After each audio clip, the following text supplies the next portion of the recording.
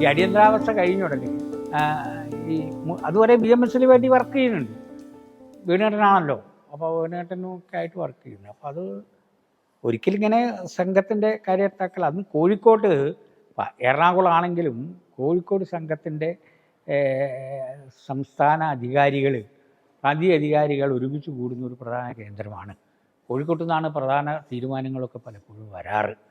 കാരണം അന്നത്തെ സംസ്ഥാന നേതാക്കളൊക്കെ മാധവജി, വേണുകേട്ടൻ, പിന്നെ ഹരിയേട്ടൻ, ഭാസ്കറാവുജി, ഇവരൊക്കെ ഇവിടെ കോഴിക്കോട്ട് കൂടിയിട്ടാണ് പലപ്പോഴും കാര്യങ്ങൾ തീരുമാനിക്കാറ്. എറണാകുളത്ത് പിന്നീടാണ് പുതിയ ഓഫീസൊക്കെ വന്നത്. അപ്പോൾ ഇവിടെ ഇങ്ങനെ ഒരുമിച്ച് കൂടുമ്പോൾ, അപ്പോൾ അടിയന്തരാവസ്ഥ കഴിഞ്ഞ ഉടനെ ഓരോ സംഘടനയിൽ ഇപ്പോൾ വർഷാവർഷം സംഘത്തിൻ്റെ OTC കഴിഞ്ഞ ഉടനെ സംഘപ്രചാരകന്മാരെ, പുതിയ പ്രചാരകന്മാരെ നിയമിക്കുന്നതും നിലവിലുള്ള പ്രചാരകന്മാരുടെ സ്ഥാന കയറ്റങ്ങളും അതുപോലെ തന്നെ സ്ഥലമാറ്റങ്ങളുമൊക്കെ OTC കഴിഞ്ഞ ഉടനെ കൂടുന്ന പ്രാന്തീയ ബൈഠക്കിലാണ് തീരുമാനിക്കാറ്. അങ്ങനെ കൂടും. ഇന്നത്തെ മാതിരി വളരെ വിപുലമായ പ്രാന്തീയ തല ബൈഠക്കുകൾ അന്ന് കൂടുതലില്ല. പ്രധാന അധികാരികൾ ഒരുമിച്ച് കൂടും, അവരൊരു പ്ലാനൊക്കെ തയ്യാറാക്കുന്നത്. അപ്പോൾ ഒരിക്കൽ കോഴിക്കോട് ഇങ്ങനെ ഒരുമിച്ച് കൂടിയപ്പോൾ ഇരുന്നപ്പോൾ അങ്ങനെ പുതിയ പ്രചാരകന്മാരെ ഇതാക്കണം. അപ്പോൾ ഞാൻ വർക്ക് ചെയ്യുന്നുണ്ട്, മുഴുവൻ സമയ പ്രവർത്തകൻ എന്ന നിലയ്ക്കാണ്. അന്ന് BMSൻ്റെ മുഴുവൻ സമയ പ്രവർത്തകൻ എന്ന നിലയ്ക്കാണ് വർക്ക് ചെയ്യുന്നത്. പക്ഷേ അങ്ങനെയാണ് വർക്ക് ചെയ്യുന്നതെങ്കിൽ കാര്യാലയത്തിലാണ് താമസം, കാര്യാലയത്തിലാണ് ബാക്കി കാര്യങ്ങളൊക്കെ നടക്കുന്നത്, എല്ലാം കാര്യാലയത്തിലാണ്. അപ്പോൾ അങ്ങനെ പറഞ്ഞപ്പം വേണുകേട്ടൻ പറഞ്ഞു, ഏതായാലും ഗംഗാധരന് ഇനിയിപ്പോൾ സംഘത്തിൻ്റെ പ്രചാരകൻ എന്ന നിലയ്ക്ക് തന്നെ യാത്ര ചെയ്യാൻ കഴിയണം, താമസവും ഇതൊക്കെ. അപ്പോൾ മറ്റേതിപ്പോൾ മുഴുവൻ സമയ പ്രവർത്തകൻ എന്ന പേരിലാണ് അറിയപ്പെടുന്നത്. അപ്പോൾ അന്ന് വേണുകേട്ടൻ, ഹരിയേട്ടൻ പറഞ്ഞു, ഹരിയേട്ടൻ അന്ന് ഇവിടുത്തെ വിവാഹ പ്രചാരക്കാണ്, ഭാസ്കറാവു പ്രാന്ത പ്രചാരക്കാണ്. അപ്പോൾ ഹരിയേട്ടൻ പറഞ്ഞു, അതിന് പ്രത്യേക ഒരു പ്രഖ്യാപനം നടത്തേണ്ട കാര്യമല്ലല്ലോ, ബാക്കിയൊക്കെ ശരിയാണല്ലോ. ഗംഗാധരനും കൂടുതലൊന്നും ചിന്തിക്കാനുണ്ടാവില്ല, നമുക്കൊന്നും കൂടുതലൊന്നും ചിന്തിക്കാനില്ല, പ്രചാരകൻ അങ്ങ് തീരുമാനിക്കണം. പിന്നെ സ്ഥലം തീരുമാനിക്കേണ്ട, അയാളിപ്പോൾ സ്റ്റേറ്റ് മുഴുവനുമാണ് വർക്ക് ചെയ്യുന്നത് BMSൻ്റെ. അപ്പോൾ ആ വർക്ക് തന്നെ അങ്ങ് ചെയ്യട്ടെ, അതിനേതായാലും ഇപ്പോൾ. അപ്പോൾ അത് വേണം, അത് ശരിയല്ല, അത് വേറെ മാറ്റാനൊന്നും കഴിയില്ല. പ്രധാനക്കാകുന്നതിൽ എനിക്ക് വിഷമമൊന്നുമില്ല, ഇത് മാറ്റാനൊന്നും കഴിയില്ല. അപ്പോൾ അങ്ങനെ അവിടെ നിന്നൊരു പ്രഖ്യാപനം അവരെ തീരുമാനിക്കുകയുണ്ടായത്. പ്രത്യേകിച്ച് ഇപ്പോൾ ഇന്നത്തെ മാതിരി ഇന്ന് പ്രചാരകനാകണമെങ്കിൽ ചില വ്യവസ്ഥകളൊക്കെ വന്നു. OTC ITC OTC ഒക്കെ കഴിഞ്ഞ് പിന്നെ അവർക്ക് പ്രത്യേക ട്രെയിനിങ്, ഒരു 15 ദിവസത്തെ പ്രചാരക ശിക്ഷണ ശിബിരമുണ്ട്. അതൊക്കെ കഴിഞ്ഞ് പിന്നെ അവരെ കാര്യങ്ങളൊക്കെ അന്വേഷിച്ചിട്ട് ഒരു 10 കൊല്ലത്തേക്ക് 5 കൊല്ലത്തേക്ക് എന്നൊക്കെ സമ്മതം വാങ്ങി. എത്ര കൊല്ലം പ്രചാരകാകാൻ കഴിയും? 5 കൊല്ലം, 10 കൊല്ലം. ചിലർ അന്ന് കൂടുതലുണ്ടായിരുന്നു ആജീവനാന്തം.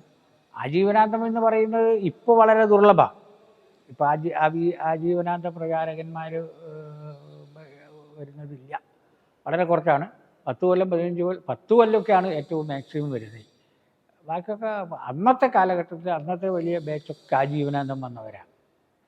വേണുകേട്ടൻ, മറ്റേ മാധവജി, ഹരിയേട്ടൻ, ഇവരൊക്കെ ആജീവനാന്ത പ്രചാരകൻ എന്ന നിലയ്ക്കാണ് ചുമതലയിലേക്ക് വന്നത്. അതൊക്കെ ആദ്യം പ്രഖ്യാപിച്ചിട്ട് വരുന്നത്. അപ്പോൾ ഇത് സംഘത്തിൻ്റെ അന്നത്തെ അധികാരികളെല്ലാം കൂടി പറഞ്ഞു, ഒരു പ്രഖ്യാപനമാണ്, എത്രത്തോളം വർക്ക് ചെയ്യുന്നു അത്രത്തോളം വർക്ക് ചെയ്യാം, അത്ര തന്നെയുള്ളൂ എന്ന് പറഞ്ഞു.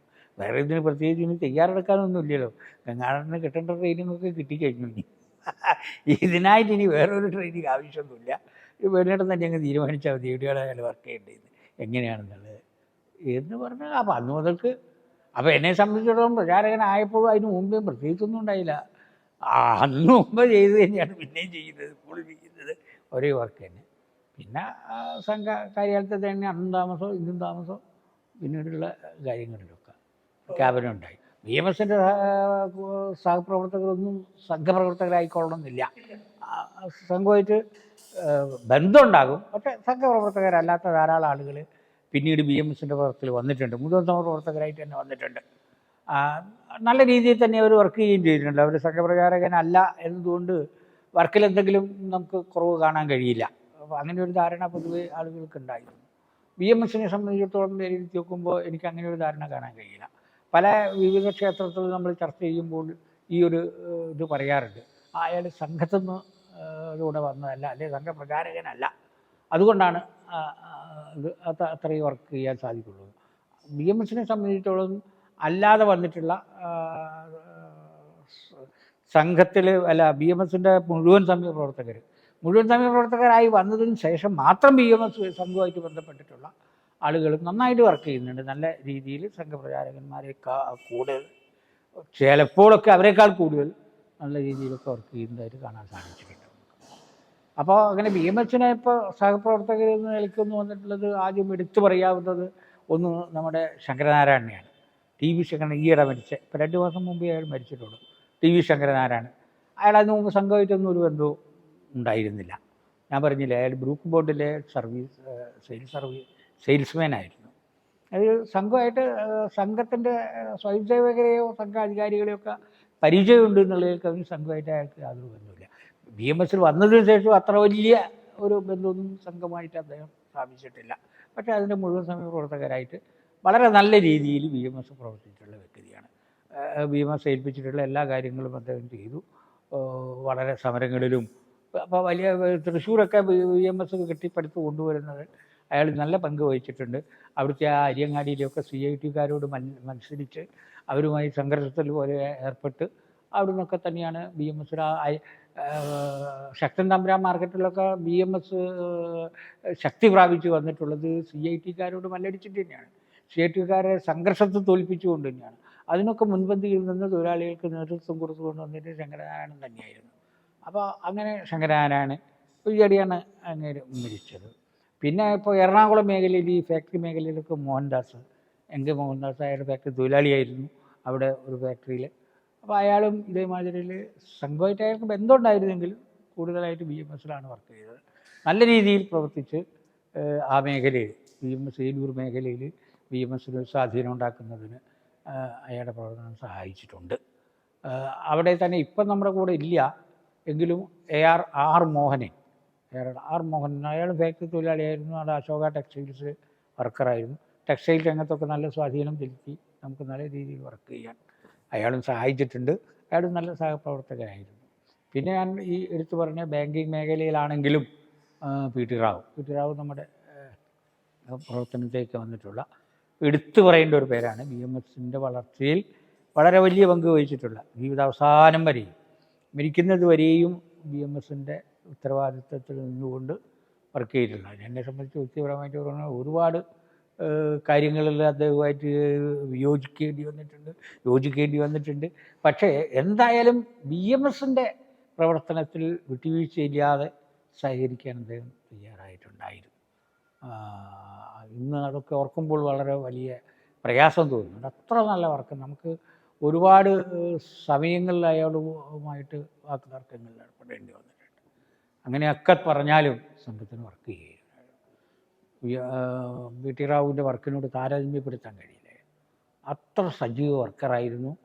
അത്രയധികം ത്യാഗം സഹിച്ചിട്ടുണ്ട് അദ്ദേഹം. പ്രചാരകൻ എന്ന് പറയാനൊന്നും കഴിയില്ലെങ്കിലും ജീവിതം പ്രചാരകനെ പോലെ തന്നെയായിരുന്നു. വിവാഹം കഴിച്ചിട്ടില്ല. വീട്ടിലേക്ക് പ്രത്യേകിച്ച് കാര്യങ്ങളൊന്നും നോക്കാനുണ്ടായിരുന്നില്ല. അദ്ദേഹത്തിന് കിട്ടുന്ന ശമ്പളവും അതുപോലുള്ള കാര്യങ്ങളൊക്കെ ഈ സംഘത്തിൻ്റെ പ്രവർത്തനത്തിന് അദ്ദേഹത്തിൻ്റെയും പ്രവർത്തനത്തൊക്കെ തന്നെയാണ് ഉപയോഗിച്ചിട്ടുള്ളത്. അത് അങ്ങനെയൊരു പിന്നെ ഇപ്പോൾ കുറേയൊക്കെ സഹപ്രവർത്തകൻ എന്ന നിലയ്ക്ക് നമ്മളെ അങ്ങനെ ഇഴകി ചേർന്ന് വർക്ക് ചെയ്യാൻ കഴിഞ്ഞാൽ രാംകുമാർജിയും ആദ്യകാലത്ത് നന്നായിട്ട് വർക്ക് ചെയ്തിട്ടുണ്ട് ഇതിലൊക്കെ ആയിട്ട്. പിന്നെ തിരുവനന്തപുരം ഭാഗത്ത് നമ്മുടെ നല്ല വർക്കിന് മുന്നേ ഒരു ഗിരീഷ് അയാളും ബാങ്കിൽ വർക്കറാണ്. ഇപ്പോൾ അത്ര സജീവമല്ല. ഗിരീഷൻ ഉണ്ടായിരുന്നു. പിന്നെ ഒരു വേലപ്പൻ നായരല്ല, എന്താ അദ്ദേഹത്തിൻ്റെ രാജപ്പൻ നായർ, വേലപ്പൻ നായർ ഏട്ടനാണ്. വേലപ്പൻ നായരുടെ ജ്യേഷ്ഠനാണ് ഒരാളുണ്ടായിരുന്നു. അവരൊക്കെ ആ ഒരു കാറ്റഗറിയിൽപ്പെട്ട കുറേ ആളുകൾ ഉണ്ടായിരുന്നു അവിടെ. പിന്നെ കോട്ടയത്ത് ആ സമയത്താണ് കോട്ടയത്ത് നിന്ന് വിജയകുമാറും അതുപോലെ തന്നെ MS കരുണാകരൻ നമ്മുടെ ഒരു ജൂനിയർ അഡ്വക്കേറ്റാണ്. അപ്പോൾ MS കരുണാകരൻ, KK വിജയകുമാർ, പിന്നെ KK വിജയകുമാറാണ് ആ ജില്ലയിലെ വർക്കിൽ വന്ന് പിന്നീട് കുറച്ചും കൂടി ഉയർന്ന് സംസ്ഥാന തലത്തിലേക്ക് വർക്കിലൊക്കെ വന്നത്. പിന്നെ ആ തലയിൽ പറയാവുന്ന ഒരു പേരാണ് ഈ തൃശ്ശൂരിലെ സജി സച്ചിനാരായണൻ എന്നൊരു ജൂനിയർ വക്കീലായിട്ട് തൃശ്ശൂർ പ്രാക്ടീസ് ചെയ്യുകയാണ്. അപ്പം അന്ന് അയാൾ ജൂനിയർ വക്കീലാണെങ്കിലും നമ്മുടെ ചെറിയ ചെറിയ യൂണിയൻ്റെയൊക്കെ ചുമതലകൾ ഏറ്റെടുത്ത് കൊടുക്കുമായിരുന്നു. പിന്നെ അദ്ദേഹം കുറേ കൂടുതൽ വായിക്കുകയും നിയമരംഗത്ത് കുറച്ച് പരിജ്ഞാനമൊക്കെ ഉള്ളതുകൊണ്ട് ടേങ്കഡ്ജിയുമായിട്ടുള്ള നല്ല ബന്ധം സ്ഥാപിക്കാനും വേണുമായിട്ടും കൂടുതൽ ബന്ധം സ്ഥാപിച്ചിട്ട് അഖിലേന്ത്യാ തലത്തിൽ അറിയപ്പെടാൻ അദ്ദേഹത്തിന് അവസരം ലഭിച്ചു. അഖിലേന്ത്യാ തലത്തിലെ അദ്ദേഹത്തിൻ്റെ പ്രവർത്തനം കൊണ്ട് അഖിലേന്ത്യാ പ്രസിഡന്റ് വരെ ആകാനും. അപ്പോൾ കേരളത്തിൽ നിന്ന് വീണേട്ടം കഴിച്ചാൽ അഖിലേന്ത്യാ തലത്തിൽ ഉയർന്നിട്ടുള്ള ഒരു ഭാരവാഹി എന്ന് പറയാവുന്നത് സജി നാരായണനാണ്. ഇപ്പോൾ ഈ അടുത്ത കാലം വരെ അയാൾ തന്നെയായിരുന്നു പ്രസിഡന്റ്. ഇപ്പോൾ അതിൻ്റെ അഖിലേന്ത്യാ പ്രവർത്തക സമിതിയിൽ ഉണ്ട്. അപ്പം അങ്ങനെയൊക്കെയുള്ള ആളുകളാണ് സഹപ്രവർത്തകർ എന്ന നിലയ്ക്ക് വന്നിട്ടുള്ളത്.